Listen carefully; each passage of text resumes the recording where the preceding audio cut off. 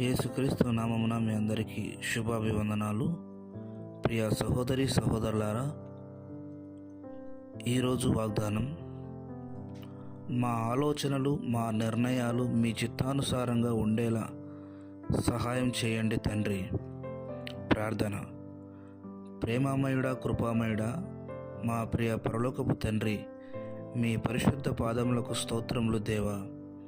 అయ్యా, మా జీవితంలో మేము చేసే ఆలోచనలు, మేము తీసుకునే నిర్ణయాలు మమ్మల్ని ఎటు తీసుకువెళ్తున్నాయో అర్థం కాని స్థితిలో ఉన్నాము.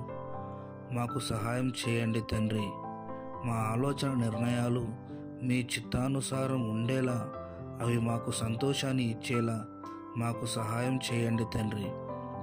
మేము చేసేవి మా దృష్టికి యథార్థంగా అనిపిస్తాయి, కానీ అవి మమ్మల్ని దుర్నీతి వైపు నడిపిస్తాయి. కాబట్టి ప్రార్థనాపూర్వకంగా వాక్యానికి అనుకూలమైన నిర్ణయాలు తీసుకునే జ్ఞానం మాకు అనుగ్రహించండి తండ్రి. మా సంతోషం కోసం తప్పుడు మార్గంలో వెళ్లకుండా మిమ్మును సంతోషపెట్టేలా మీ సన్మార్గంలో నడిపించే బుద్ధిని ఇవ్వండి తండ్రి. సంపూర్ణంగా మీకు లోబడేలా యవ్వనస్తులకు సహాయం చేయండి తండ్రి.